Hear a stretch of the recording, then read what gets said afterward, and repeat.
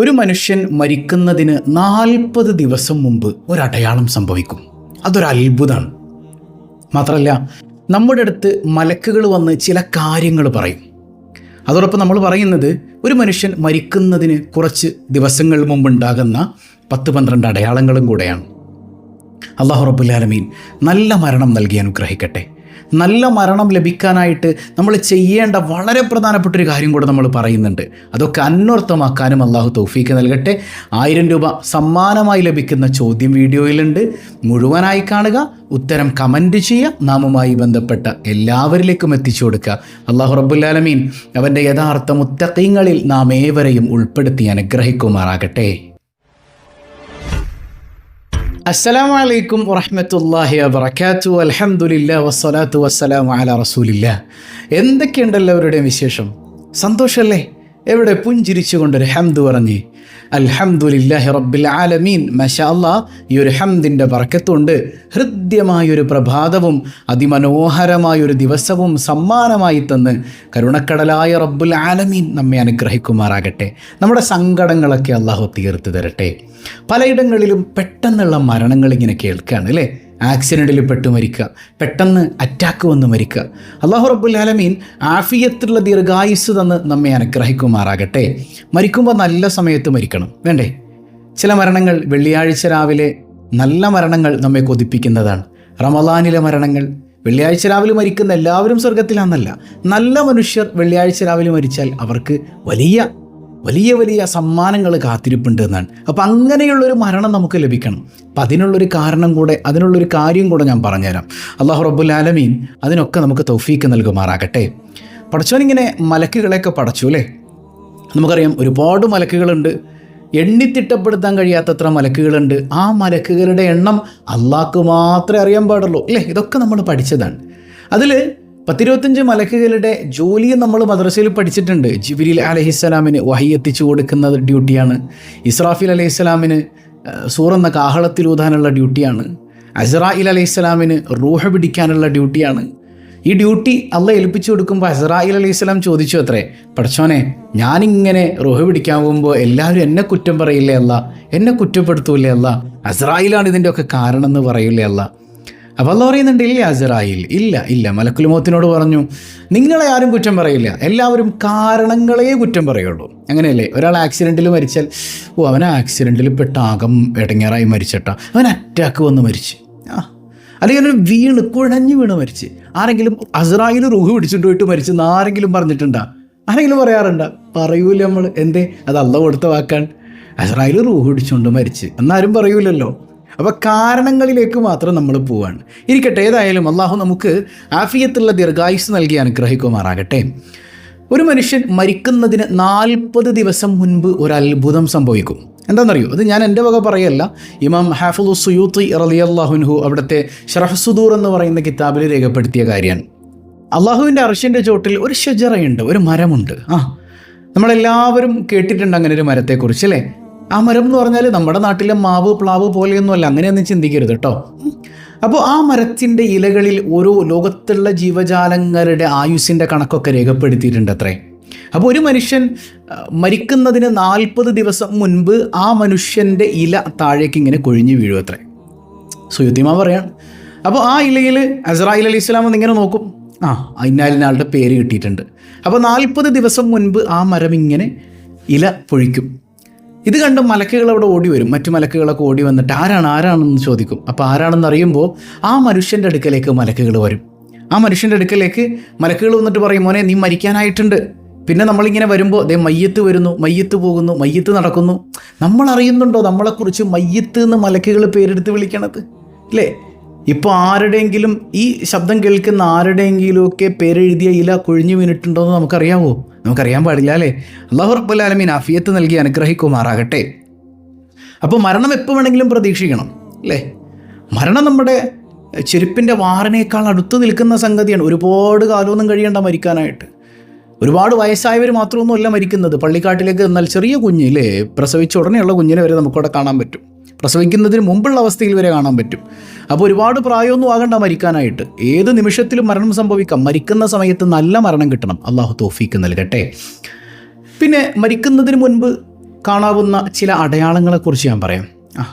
ഈ അടയാളങ്ങൾ ഉണ്ടെങ്കിൽ അത് മരണത്തിലേക്കുള്ള സൂചനയാണ്. എല്ലാം അങ്ങനെയാണെന്നല്ല, ഞാനത് വിശദീകരിക്കാം. ഒന്നാമത്തേത്, ഒരാൾക്ക് എപ്പോഴും ഉറക്കവും ക്ഷീണമാണ്. ചില ആളുകൾ മരുന്ന് കഴിച്ചതിൻ്റെ ക്ഷീണം ഉണ്ടാവും, ചില ആളുകൾക്ക് വേറെ വല്ല ക്ഷീണം ഉണ്ടാവും. ഇതതിനെക്കുറിച്ചല്ല കേട്ടോ. അല്ലാതെ എപ്പോഴും ക്ഷീണം, എങ്ങനെയൊക്കെ മരുന്ന് കഴിച്ച് നോക്കിയിട്ട് മാറ്റമൊന്നുമില്ല. ചിലപ്പോൾ അതിന് വേറെ കാരണങ്ങളൊക്കെ ഉണ്ടാകാം. എപ്പോഴും ക്ഷീണം ഒരു മനുഷ്യന് അത് മരണത്തോട് അടുക്കുന്നതിനുള്ള ലക്ഷണമായി കിതാബുകളിൽ കാണാം. രണ്ടാമത്തേത്, ഒരാൾക്ക് കണ്ണടയ്ക്കാൻ പറ്റുന്നില്ല, കണ്ണിങ്ങനെ തുറന്നു പിടിക്കാൻ പറ്റുന്നില്ല. കണ്ണ് തുറന്നു പിടിക്കാൻ പറ്റുന്നില്ല. എപ്പോഴും ഇങ്ങനെ കണ്ണിൽ നിന്ന് വെള്ളം ഒഴുകിക്കൊണ്ടിരിക്കും, തുറക്കാൻ പറ്റില്ല.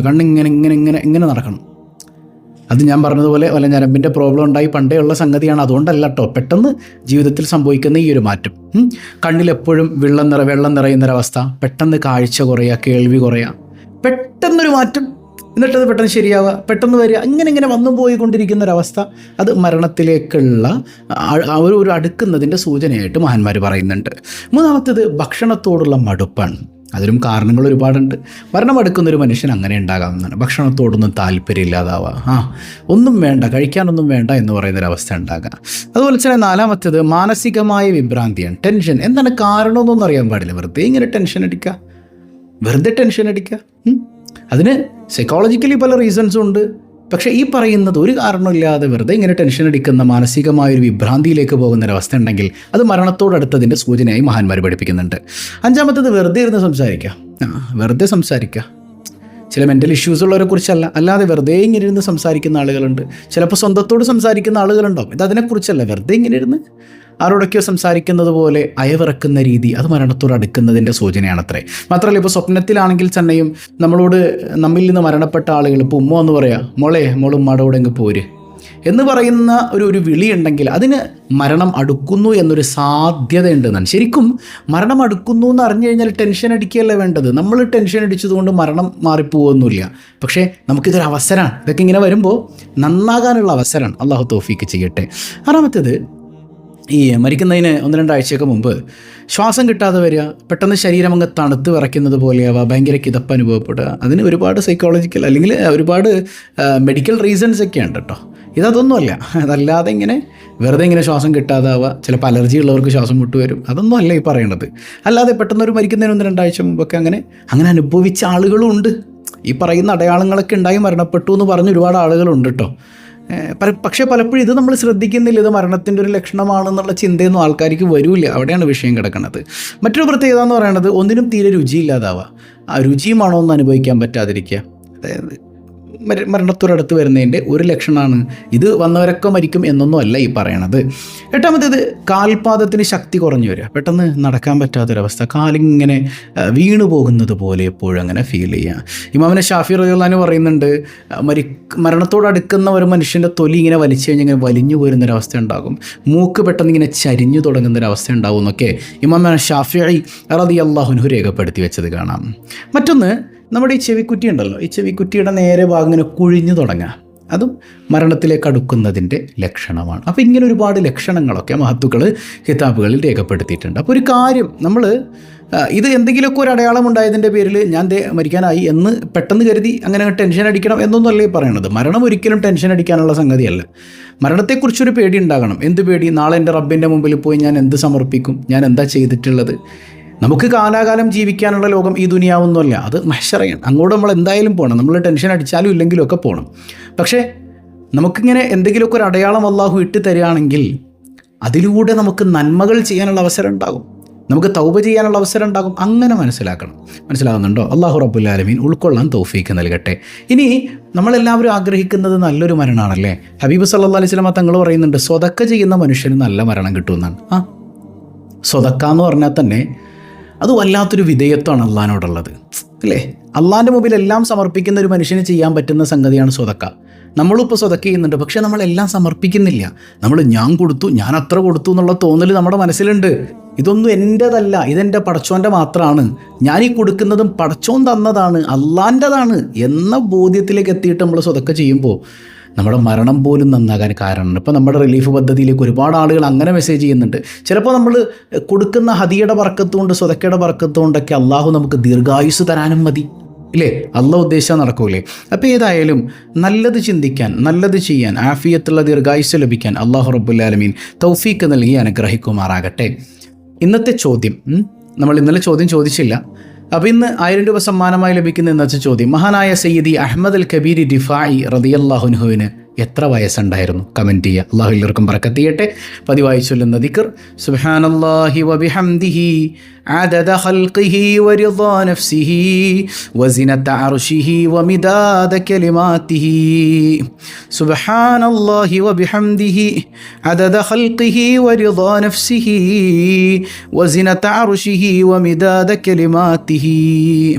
سبحان الله وبحمده عدد خلقه ورضا نفسه وزنة عرشه ومداد كلماته. അൽഹംദുലില്ലാ അൽഹംദുലില്ലാഹി റബ്ബിൽ ആലമീൻ. അല്ലാഹുമ്മ സ്വല്ലി അലാ സയ്യിദിന മുഹമ്മദിൻ വഅലാ ആലി സയ്യിദിന മുഹമ്മദ്. അർഹമുർറഹീമായ റബ്ബേ, ഈ സദസ്സ് നീ സ്വീകരിക്കണേ അല്ലാ, നീ ഹായിബാക്കല്ലേ അല്ലാ. ഈ പങ്കെടുത്ത എല്ലാവർക്കും ആഫിയത്തുള്ള ദീർഘായുസ്സ് നിൻ്റെ ത്വഅത്തിൽ നൽകണേ അല്ലാ. ഞങ്ങളിൽ നിന്ന് മരണപ്പെട്ട മാതാപിതാക്കൾ, ബന്ധുമിത്രാദികൾ എല്ലാവർക്കും മഗ്ഫിറത്ത് നൽകണേ അല്ലാ. എപ്പോഴാണ് ഞങ്ങൾ മരിക്കുന്നതെന്നറിയില്ല, ഈമാൻ സലാമത്താക്കണേ അല്ലാ. ഞങ്ങളാരെയും നീ പെട്ടെന്ന് മരിപ്പിക്കല്ലേ അല്ലാ. തൊഴിലുകളിൽ ബറക്കത്ത് ചെയ്യണേ അല്ലാ. അസുഖബാധിതർക്ക് പരിപൂർണ്ണ സൗഖ്യം നൽകണേ അല്ലാ. മഹാനായ ശൈഖ് റിഫാഇ റളിയല്ലാഹു അൻഹുവിൻ്റെ ബറക്കത്ത് കൊണ്ട് ഞങ്ങളുടെ പൊന്നുമക്കളെ നന്നാക്കണയല്ല. മക്കളില്ലാത്തവർക്ക് സ്വാലിഹീങ്ങളായ സന്താനങ്ങളെ കൊടുക്കണയല്ല. ഗർഭിണികൾക്ക് നീ സുഖപ്രസവം നൽകണയല്ല.